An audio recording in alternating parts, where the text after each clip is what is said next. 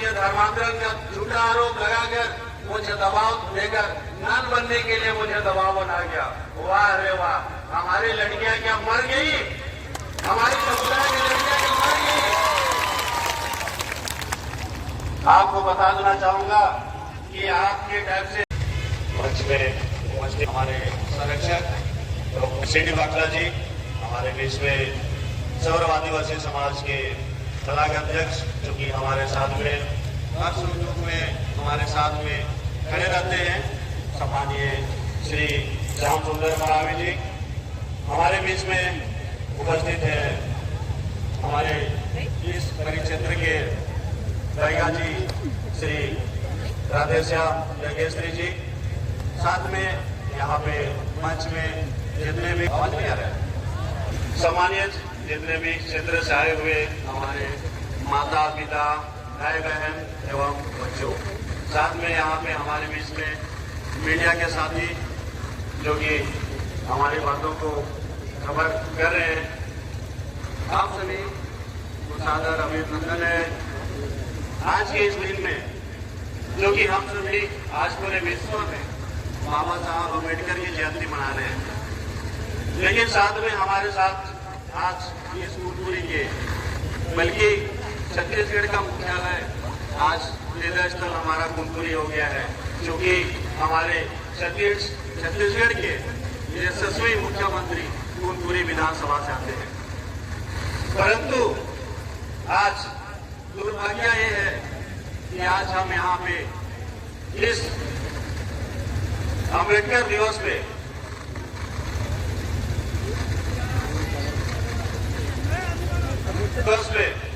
हम विरोध प्रदर्शन का यहाँ पे कार्यक्रम बनाए हैं। आप सभी जानते हैं कि विगत कुछ दिनों से जिस प्रकार से इस क्षेत्र में बातें उठ रही है, जो हमारा Holi cross of nursing college जो कि यहाँ पे वर्षों से संचालित है, आप सभी यहाँ पे सुने कि होली क्रॉस हॉस्पिटल जो कि 1958 से हमारे इस क्षेत्र के लिए सेवा चिकित्सा का काम कर रहे हैं। उस समय क्षेत्र में किसी प्रकार का कोई भी स्वास्थ्य सेवा का यहाँ पे उपलब्ध नहीं थी। उस समय हमारे इस होली क्रॉस संस्था के सिस्टरगण यहाँ पर आए और इस जसपुर क्षेत्र में आदिवासी बहुल क्षेत्र में उन्होंने अपना यहाँ पे संस्था स्थापना किया, जो कि होली क्रॉस के नाम से अस्पताल खोला। आप सभी जानते हैं इस प्रकार से हमारे Holi cross of nursing college की संस्था है। सारी चीजें सरकार की गतिविधियों नियम कानून से बंधी होती है। आप सभी जानते हैं कि किसी बच्चे को अगर परीक्षा में बैठना हो तो उसे औसत अनुपात में अपनी उपस्थिति दर्ज करानी होती है, लेकिन इस प्रकार से शिकायतकर्ता के द्वारा यह शिकायत किया गया कि Holi cross of nursing college की प्रिंसिपल मेरी उपस्थिति होने के बावजूद नहीं भरा गया है। मैं कहना चाहूंगा इस प्रकार से अलग आरोप हमारे उस Holi cross of nursing college में 300 लगभग हमारे बच्चियां वहां पे प्रैक्टिस कर रही है। किसी के साथ में किसी भी समुदाय के किसी भी धर्म के साथ में भेदभाव नहीं किया जाता है। जब वहां पे एडमिशन होता है, आप सभी जानते हैं वहां पे हम धर्म नहीं पूछते, लेकिन इस प्रकार से मिथ्यारोप लगाकर हमें नर्सिंग कॉलेज और पूरे हमारे जो प्राचार्य है पूरे संस्था पर इस प्रकार से आरोप लगाकर उन्होंने अपने झूठ को छुपाने की कोशिश की है। इस प्रकार से हम जानते हैं कि छात्रा का उपस्थिति मात्र 32% है, और जैसे कि हम सभी जान रहे हैं कि परीक्षा में बैठने के लिए कम से कम 75% अनुपात की जरूरत हमें होती है। लेकिन इस प्रकार से परीक्षा में बैठने के लिए छात्रा के द्वारा हमारे प्राचार्य को दबाव दिया गया कि हमें परीक्षा में बैठने दी जाए। सिस्टम के द्वारा और संस्था के द्वारा हमेशा से उसको कहा गया कि आप अपनी उपस्थिति पूर्ण करिए, आप अपने प्रैक्टिकल को पूर्ण करिए, तत्पश्चात आप परीक्षा में बैठेंगे। आपको परीक्षा में बैठने से पुरस्कृत नहीं किया जा रहा है। आप सभी को बताना चाहूंगा मैं कि छात्र को बार बार कहा गया कि आप अपने पेरेंट्स को बुलाइए, लेकिन छात्र के द्वारा कभी भी अपने माँ बाप या अपने पेरेंट्स को नहीं बुलाया गया।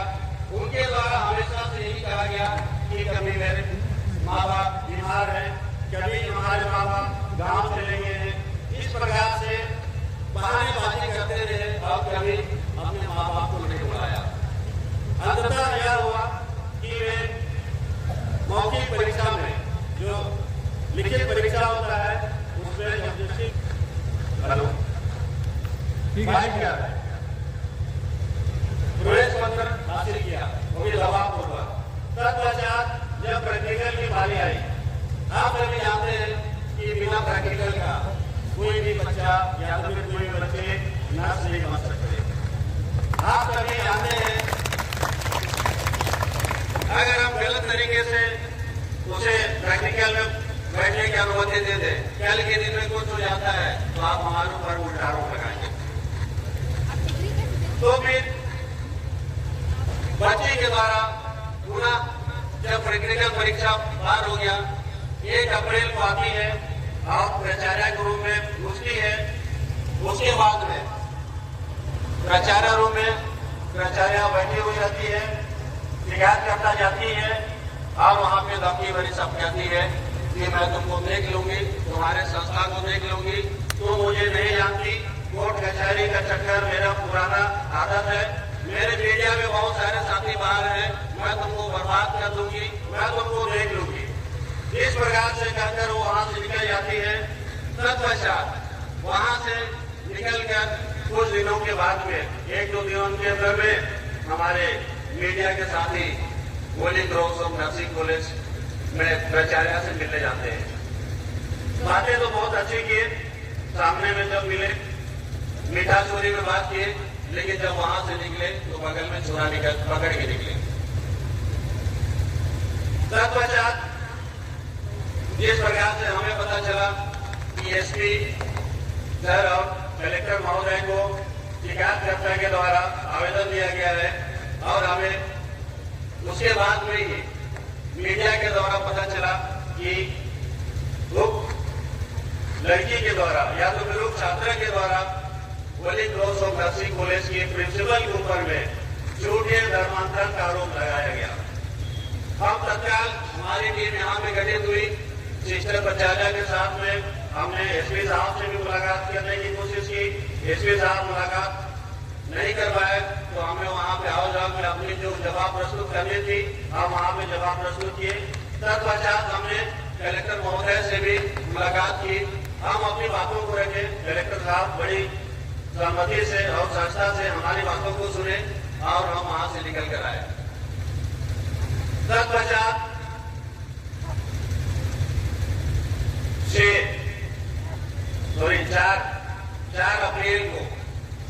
4 अप्रैल को शिकायतकर्ता के द्वारा 6 अप्रैल को शिकायतकर्ता के द्वारा संबंधित पुलिस थाना में अपनी शिकायत प्रस्तुत करती है और उस दिन सिस्टर प्राचार्य के ऊपर में झूठे आरोप लगाकर एफआईआर दर्ज हो जाता है। तब हम पता किए कि यहाँ पे मामला सीसीटीवी बताकर उसको ब्लॉक कर दिया गया है। हमने अपने जवाब प्रस्तुत की। तत्पश्चात हमारे थाना प्रभारी एसडीओपी सर, हमारे अनुविभाग अधिकारी राजस्व को हमने अपना जवाब प्रस्तुत किया।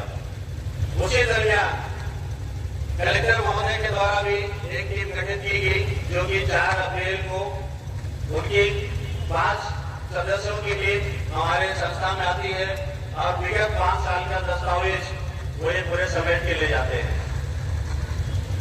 तत्पश्चात हमने 8 अप्रैल को हम भी जो शिकायतकर्ता छात्र के ऊपर और उसका साथ देने वालों के ऊपर में एफआईआर दर्ज करने हेतु आवेदन लगाते हैं, लेकिन पुलिस थाना आते हैं तब आते हैं कि हमारा जो आवेदन है उसमें विचार किया जाएगा, उसमें जांच की जाएगी, तत्पश्चात कार्रवाई की जाएगी। लेकिन जब शिकायत कर आती है उस समय जांच नहीं होता है, उस समय जांच नहीं होता है और उस समय हमारे प्राचार्य सिस्टर के ऊपर में बेबुनियाद आरोप लगाकर एफआईआर दर्ज किया जाता है। तो हम ये बातें कहना चाहेंगे कि किसी एक समुदाय या तो फिर किसी एक व्यक्ति विशेष का आवेदन आपने तुरंत स्वीकार कर लिया, लेकिन दूसरे समुदाय जब आता है आपके पास में तो आपने आवेदन तो स्वीकार किया लेकिन कार्रवाई नहीं की। ये है आपका रवैया, ये जशपुर पुलिस का रवैया। हम कहना चाहेंगे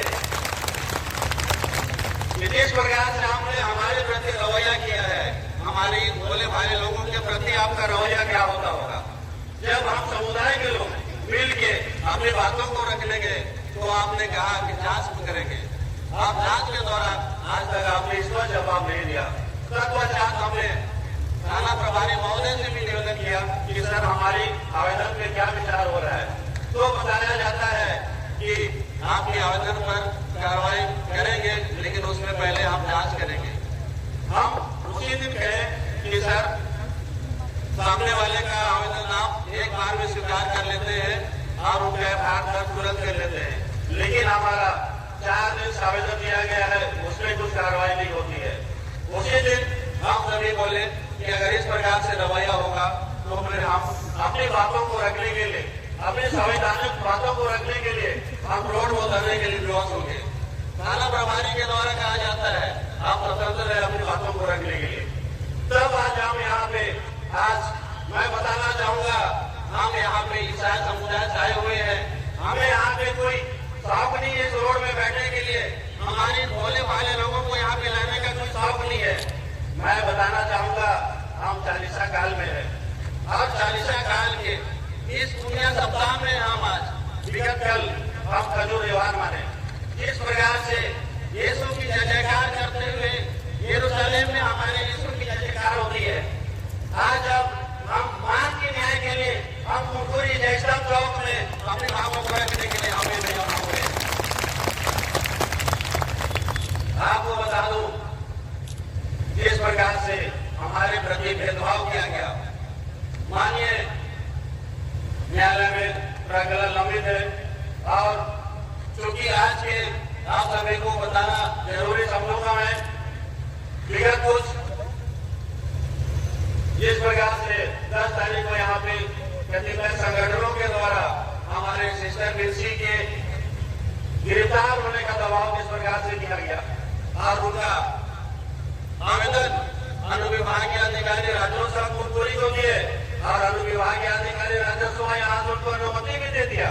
लेकिन गजब की बात यह है जब हमने यहाँ पे आवेदन किया तो उस आवेदन पर सुनवाई नहीं होता है। कहा जाता है कि आपके आवेदन यहाँ पे सुनवाई नहीं होती है और आपको जाना पड़ेगा जिला, आपको अनुमति वहां से लेना पड़ेगा। आपसे पूछना चाहूंगा एक हमसे संविधान है, किसी कतिपय संगठनों को आप तुरंत यहाँ से अनुमति देते हैं और एक समुदाय जो ईसाई समुदाय आपके पास आता है उसे आप इस प्रकार से नजरअंदाज करते हैं। ये हम चलने नहीं देंगे। इसके लिए हमें भले जितना भी रोड में लड़ाई लड़ना हो हम लड़ने के लिए तैयार है। आप सभी को बोलना चाहूंगा जिस प्रकार से हमारे संस्थाओं पर बार बार आरोप लगाया जाता है धर्मांतरण धर्मांतरण धर्मांतरण, आप सभी को बताना चाहूंगा मैं कि हमारे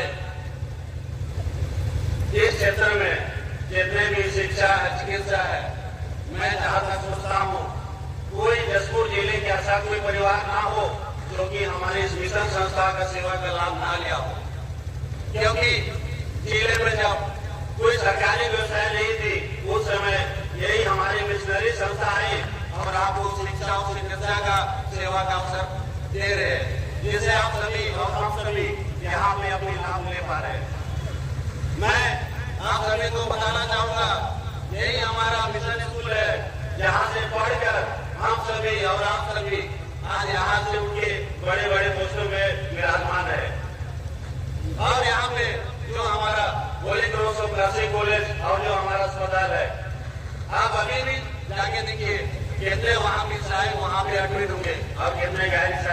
एडमिट होंगे आपको वहाँ पे उपस्थिति रजिस्टर जो कि एडमिशन रजिस्टर है पता चल जाएगा कि वहाँ पे कौन ज्यादा इलाज कराता है।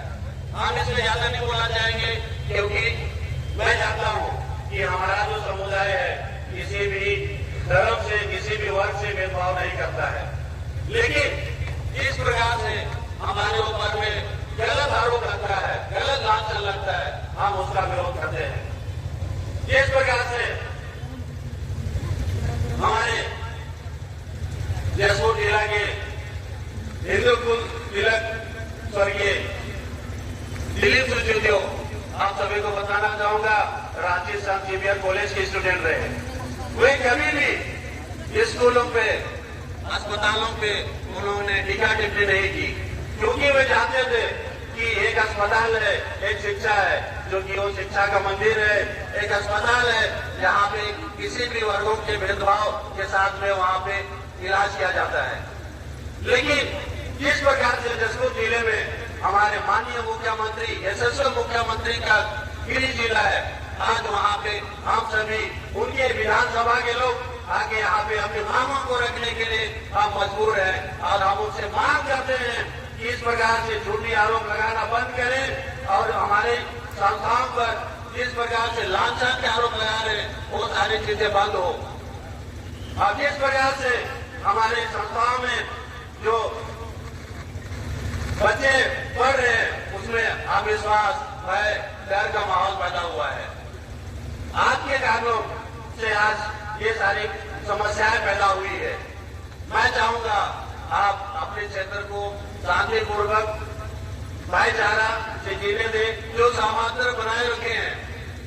मैं आप सभी को बताना चाहूंगा इस क्षेत्र में हम ईसाई समुदाय के लोग 22% लगभग में हम यहाँ पे विराजमान है, लेकिन इस 22% की आबादी यहाँ की अर्थव्यवस्था में अहम भूमिका रखती है। जिस दिन हम अपनी अवकाश में आ जाएंगे अच्छे को पानी पिला देंगे, ये भी मैं दावे के साथ में करता हूँ। इसलिए हम सभी बोलते हैं जो हमारा साथ नहीं, जो हमारा साथ नहीं उससे साथ नहीं।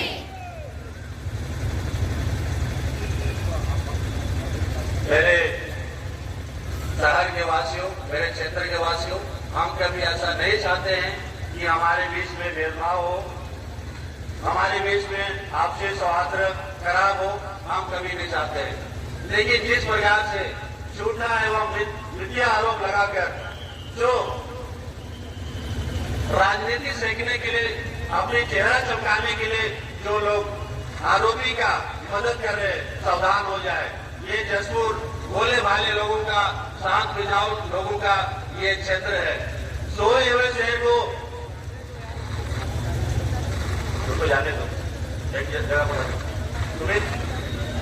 ईसाई आदिवासी आज दुनिया के किसी क्षेत्र में, कोई भी देश में, कोई भी शहर में आप नजरें उठा के आप देख लीजिए, हमारा जसपुर का आदमी अपनी सेवाएं देने के लिए यहाँ से लेके अमेरिका हर जगह, हर देश, हर शहरों में आपको मौजूद मिलेगा।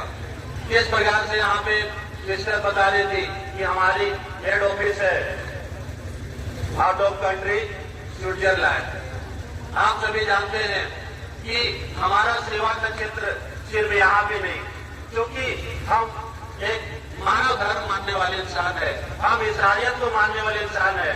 एक तरफ आप हमारे धार्मिक भावनाओं को ठेस पहुंचाते हैं, उसमें कार्रवाई नहीं होती है, उसमें एफआईआर नहीं होती है, लेकिन एक तरफ एक स्टूडेंट और एक प्राचार्य के बीच में जिसका कोई सबूत नहीं है वो निराधार आरोप लेके हमको जान भी ले रहे थे। लेकिन मीडिया के साथियों के द्वारा हमें पता चला कि उनके ऊपर में कोर्ट में भी प्रकरण लंबित है। मैं बोलना नहीं चाहूंगा किसी की प्राइवेसी के बारे में, लेकिन हमें पता नहीं था कि उनके बारे में भी कोर्ट में मामला लंबित है। क्या हम उनको नन बनाने के लिए प्रेरित करेंगे? क्या हम उनको नन बनाने के लिए प्रेरित करेंगे? हमारे पास बहुत लंबी लाइन है, उसमें से भी हमें छाटना पड़ता है कि हमें इसको लेके उसको ले। सही है कि नहीं? सही है। ऐसे झूठ एवं बेबुनियाद मिथ्या आरोप को हम खारिज करते हैं और सरकार से ही मांग करते हैं कि जो हमारा जो आवेदन है, जो हमारे एफआईआर के लिए हमने जो आवेदन दिया है उसमें कार्रवाई करे।